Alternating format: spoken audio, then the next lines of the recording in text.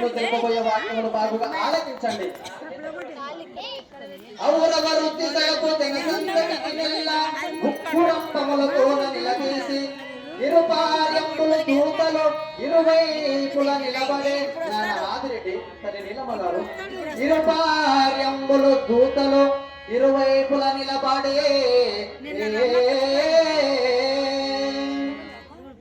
శిరమును పగులంగ గొతురు అచట చోటు మోరా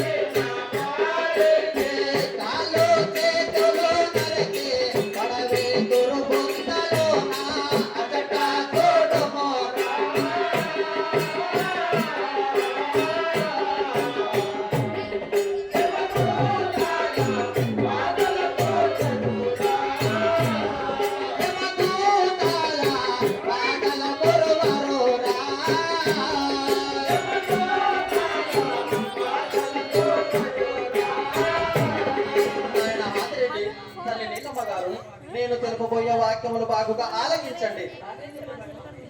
యమలోకమింతలు మరి కొన్నింటిని తెలుపుదని ఆడబిడ్డల వంటిపై ఉన్న వస్తువులను మోసరించినట్టు దుర్మార్గులను శరీరముపై తోలువలిచి బాధలు పెట్టెదరు. పంట చెరువులను తెగొట్టినట్టు దుర్మార్గులను తల కిందులుగా చేసెదరు. వారి పైన ఇనుప ముళ్ళు నాటెదరు. పశువుల మేతను కాల్చినట్టు దుర్మార్గులను కనుగుడ్డు పెకలించి గుండు నెత్తిన పెట్టి ముప్పు తిప్పలు పెట్టెదరు. నమ్మిల్చి మోసము చేసినట్టు దుర్మార్గులను కుమ్మారి నేలకు వేసి సమ్మెట దొక్కెట్టెదరు. ఇంకెన్నియో గలవు యమలోక వింతలు చిత్రమెంతనని చెప్పతరమా ముందు నేను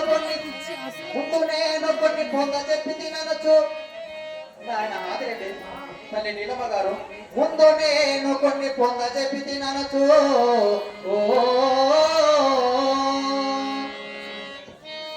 మనసులో భేదంపు లేక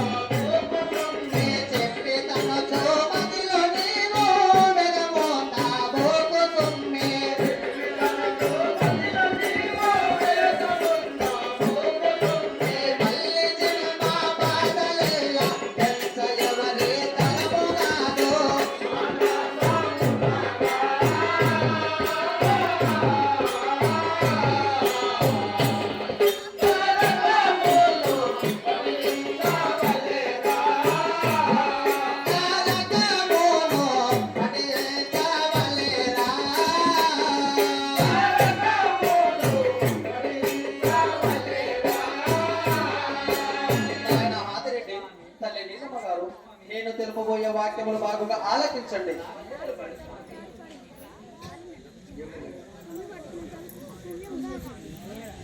తల్లి నీలమ్మదేవి గారు నాయన హాతిరెడ్డి ఓం నమ శివాయ అనున్నది పంచక్షర మంత్రము. దానిని ఎల్లప్పుడూ శుద్ధి చేసి జపించినచో మీకు తప్పక మోక్షము లభించును. అదిగాక ఈ కలయుగములో కొన్ని పనులు చేసుట కొరకు నేను జననమెత్తవలసి ఉన్నది. అప్పుడు కావున నేను మీ గర్భమున జన్మించి మీకు నా భక్తులకు సుఖము చేకూర్చదను గాక. అమ్మా నీలమ్మదేవి గారు, అమ్మా నీలమ్మదేవి గారు, ఇదిగో ఈ ఫలము భక్షించుము. దీని వలన మీకు ఒక కుమారుడు జన్మించును. అతనికి మల్లేశుడని నామం వీడి తొండగా ఉంచండి. ఆ మల్లేశుడే ఈ మాయాజంగం, ఈ మాయాజంగమే ఆ కైలాసవాసుడు. ఇక నేను పోయి వచ్చేదను.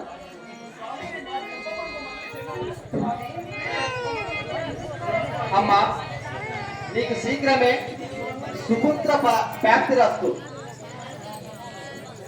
జన్మిస్తున్నాను తల్లి. నేటి నుండి మీ కష్టములు కట్టెక్కును.